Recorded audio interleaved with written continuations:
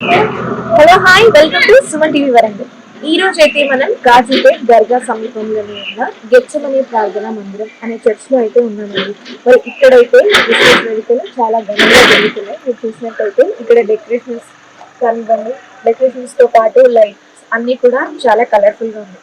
మరి ఈ చర్చిలో చాలా డేస్ నుంచి క్యారల్స్ కి వెళ్తున్నారు, అలాగే సెలబ్రేషన్స్ కూడా బాగా జరుగుతున్నాయని అయితే మీరు చెప్తున్నారు. మరి ఒకసారి అలాగే చర్చ్ లోపలికి కూడా వెళ్ళి చర్చ్ విషయాలు అలాగే క్రిస్మస్ వేడుకలు ఎలా జరుగుతున్నాయని అడిగి తెలుస్తుంది. నాతో పాటు మీరు కూడా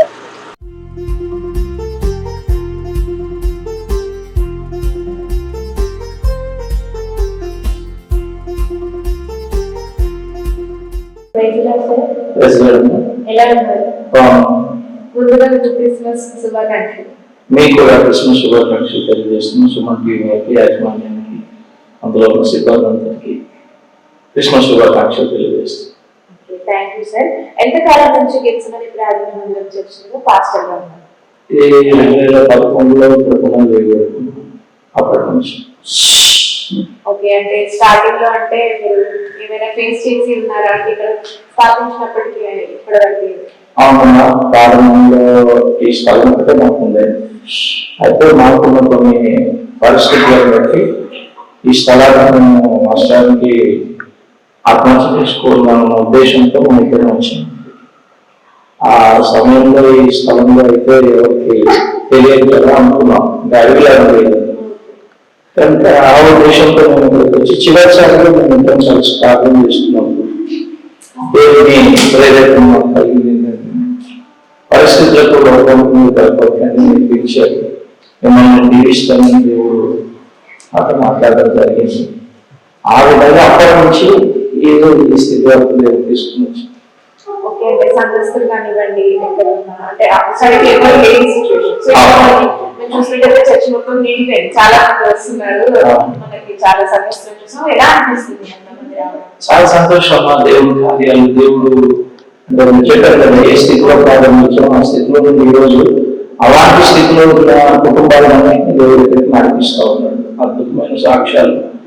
ఇక్కడ రావడానికి చాలా ఆటంకాలు ఉన్నాయి, దారి సరిగా లేదు, చాలా దూరం అయినప్పటికీ ప్రజలు దేవుడు నడిపిస్తున్నాడు. దేవుడు తన సన్నిధి గురించాడు, ప్రవక్తల ద్వారా ప్రవచనాల ద్వారా దేవుడు మాట్లాడుతూ ఉన్నాడు. చక్కని పరిచయం జరుగుతుంది, నమ్మకమైన విశ్వాసాలు గురించింది. సంఘంలో ఇది ఈ విధంగా రావడానికి నాతో పాటు సంఘులందరూ కూడా, అంటే ఉద్యోగస్తులు ఎవరు అయినప్పటికీ కాయ కష్టం చేసుకుంటూ ఉన్న పిల్లలు నాతో పాటు సంఘులందరూ నిలబడి వాళ్ళకి దగ్గర మొదలు ఉన్న స్థితిలోనే సహకరించుకుంటూ ఉన్నారు.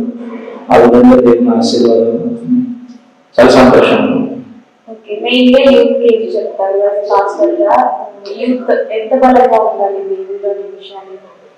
ఇప్పుడు మా దగ్గర ఉన్నటువంటి అవకాశాలను తీసుకుంటే ఒకప్పుడు లోకంలో ఉన్నటువంటి పరిస్థితుల్లో వాళ్ళు లోకంలో ఒక సందర్భంలో సేవకుడిని తీసుకెళ్ళినప్పుడు మీ కుటుంబాల్లో మీ సంఘంలో ఉన్న ఆ ఏరియాస్ కానీ ఆ ఎవరైనా పిల్లలు చూస్తే మాకు భయమైన అంటే ఆ విధంగా ఉన్నటువంటి పరిస్థితుల్లో ఈరోజు వాళ్ళ పండుగ చేసుకుంటూ దేవుడి సేవకు వెళ్ళి నలుగురికి ఆశీర్వాదకరంగా ఉంటున్నారు.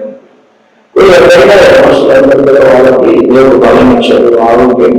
యవనస్తులు బలవంతులను రాయబడింది కనుక ఆ బలవంతుడు వాళ్ళ బలాన్ని వ్యర్థంగా కాక దేవుడిని ఉపయోగించగలిగితే ఆధ్యాత్మికంగా సమాజానికి మేలు కలిగేవాళ్ళు వాళ్ళ బలాన్ని వాళ్ళ సమయాన్ని ఉపయోగించగలిగితే మేలుకరమైన సమాజాన్ని మనం నిర్మించగలిగితే యవనస్తుల పాత్ర చాలా ముఖ్యమైనది.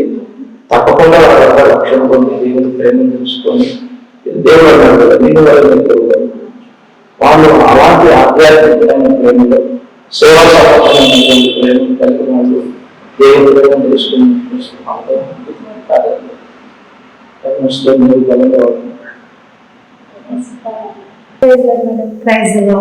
ఎలా ఉన్నారు? బాగున్నారా? ఓకే, చాలా ఇప్పుడు చర్చ్ చాలా కలర్ఫుల్ గా డెకరేషన్స్ కూడా చాలా గ్రాండ్ గా అనిపిస్తుంది. సో ఇలాంటి సపోర్ట్ ఎలా దొరికింది? ఇప్పుడు సంఘస్థులు అందరూ కలిసి ఇవన్నీ చేస్తున్నట్టు తెలుస్తుంది. సో మెయిన్ గా ఈ డెకరేషన్స్ ఎన్ని రోజుల నుంచి స్టార్ట్ అయ్యాయి? ఎంతమంది పార్టిసిపేషన్ ఉంది?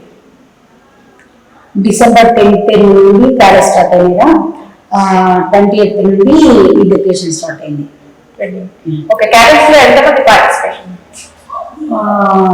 50 నుండి 100 మెంబర్స్ వరకు పార్టిసిపేట్ చేశారు. అంతమంది ఇంత చలిలో చలిలో కూడా ఇంటికి రీచ్ అయ్యే వరకు 12 అట్లా అయ్యింది.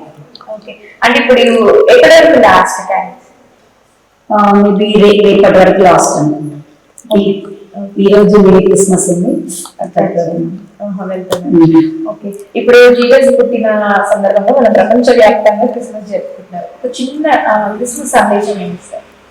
దేవుడు క్రిస్మస్ సందర్భంగా చీకటిలో ఉన్నవారు వెలుగులో నడిపించడానికి, మరణఛాయలో ఉన్నవారి జీవంలోకి నడిపించడానికి, అంటే ఎలా అంటే క్రిస్మస్ ప్రతి మనిషిలో ధైర్యం కల్పిస్తుంది, సంతోషం కలిగిస్తుంది, సమాధానం కలిగిస్తుంది. క్రిస్మస్ అనేక త్యాగాన్ని నేర్పిస్తుంది. అనేకులకు క్రీస్తు జననము ఒక అద్భుతమైన ఆశీర్వాదంగా ప్రపంచమంతటికి ఉంటుంది. ప్రపంచ దేశాల్లో దేవుడు మాత్రమే జీఎస్ ని ప్రపంచానికి తెలిసినది అది.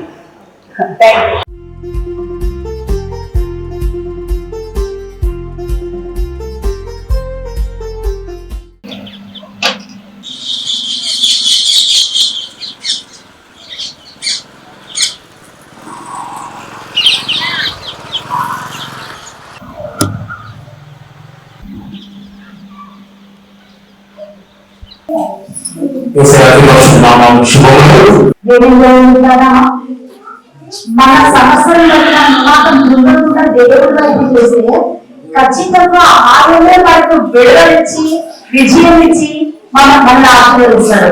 అందుకని ఏ సమస్యను బట్టి మీరు కొనుక్కండి, ఏ సమస్యను బట్టి మీరు నిరాశలోకి వెళ్ళకండి. విజయమే చూస్తున్నాను ప్రకటిస్తున్నాను అలా మీకు జరుగుతుందా.